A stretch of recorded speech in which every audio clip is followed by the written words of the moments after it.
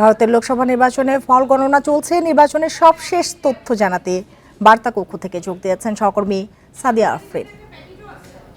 সিমি, আপনাকে ধন্যবাদ। যেমনটি আপনি বলছিলেন, 543 আসনের মধ্যে এরই মধ্যে 126টি আসনের ফলাফল ঘোষণা করেছে ইলেকশন কমিশন এবং 1 ঘন্টার ব্যবধানে, কিন্তু 1 ঘন্টা আগেও যেখানে মাত্র 51টি আসনে ফলাফল ঘোষণা করা হয়েছিল, এই 1 ঘন্টায় 126-এ পৌঁছে গেছে। আমরা হয়তো খুব দ্রুতই সবগুলো আসনের ফলাফল জানতে পারবো।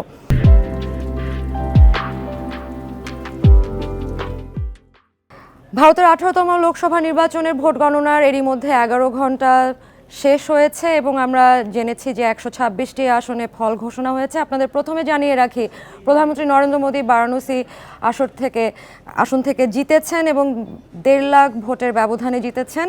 সেখানে এবার তার প্রতিদ্বন্দ্বী ছিল কংগ্রেসের অজয় রায় এবং উত্তরপ্রদেশের যে কংগ্রেসের ঘাঁটি হিসেবে পরিচিত রায়বরেলি, সেখানে রাহুল গান্ধী লড়েছিলেন এবং রাহুল গান্ধী এগিয়ে আছেন 3 লাখ ভোটে, কিন্তু সেখানের ফলাফল এখনও ঘোষণা করা হয়নি। গুরুত্বপূর্ণ যে প্রদেশগুলো আছে তার মধ্যে উত্তরপ্রদেশের তথ্য আপনাদেরকে প্রথমে জানাবো। উত্তরপ্রদেশের 80টি আসন, কিন্তু উত্তরপ্রদেশ এবার একটি বিস্ময় হয়ে দাঁড়িয়েছে সবার জন্য, কারণ উত্তরপ্রদেশ পরিচিত বিজেপির ঘাঁটি হিসেবে। বিজেপির সবসময় সেখানে আধিপত্য রয়েছে, বিশেষ করে রাম মন্দির সেখানে তৈরি করার পরে রাম মন্দিরের কাজ সম্পূর্ণ শেষ হওয়ার আগেই নরেন্দ্র মোদী তড়িঘড়ি করে সেটি উদ্বোধন করেন এবং এর বিরোধিতা করেন অনেক পণ্ডিত, কারণ তাদের নিয়ম অনুযায়ী একটি মন্দিরের পুরোপুরি কাজ শেষ না হওয়া পর্যন্ত সেখানে তারা কোনো ধরনের আনুষ্ঠানিকতা শুরু করেন না। তো সেটাকে তুরুপের তাস হিসেবে ব্যবহার করতে চেয়েছিলেন নরেন্দ্র মোদী, কিন্তু আসলে সেটা অনেকটা হিতে বিপরীত হয়ে গেছে। উত্তরপ্রদেশে কিন্তু আমরা দেখেছি যে 44টি আসনে এগিয়ে কংগ্রেস নেতৃত্বাধীন জোট ইন্ডিয়া এবং 62টি আসনে জয় পেয়েছিল বিজেপি গতবার।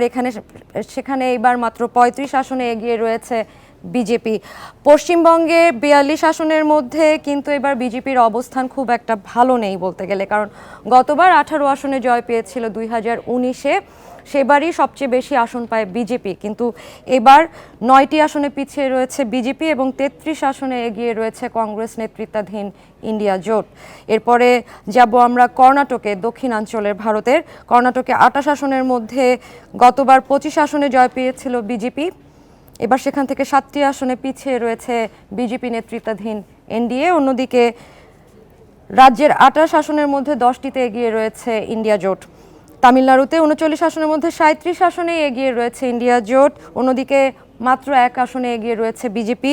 কেরালার 20 আসনের মধ্যে গতবার কংগ্রেস জিতেছিল 15 আসনে, এবার 17 আসনে এগিয়ে কংগ্রেস নেতৃত্বাধীন ইন্ডিয়া জোট। কেরালাতেও 2 আসনে এগিয়েছে বিজেপি।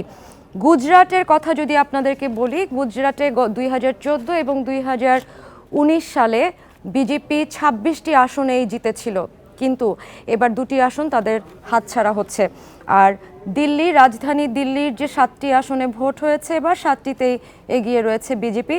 এবার আপনাদেরকে বলি যে বুথ ফেরত জরিপের সাথে আজকে ফলাফল ঘোষণার যে পার্থক্যগুলো আমরা দেখতে পাচ্ছি, যে 1 তারিখ 7ম ধাপের শেষ ধাপের ভোট হওয়ার পরে গত 2 দিন আমাদের বুথ ফেরত যে জরিপগুলো আমরা দেখেছি, প্রত্যেকটিতে বলা হয়েছিল নিরঙ্কুশ জয় পাবে বিজেপি নেতৃত্বাধীন এনডিএ জোট, কিন্তু এমন কোনো আভাস মিলছে না এখন পর্যন্ত। আর প্রধানমন্ত্রী নরেন্দ্র মোদী শুরুতেই বলেছিলেন যে 400 পার করবে তার দল এককভাবে, অর্থাৎ বিজেপি, কিন্তু 400 পার করতে পারেনি এককভাবে এবং যে গণমাধ্যমগুলো বলছে যে নিরঙ্কুশ জয় পেতে পারবে না এনডিএ।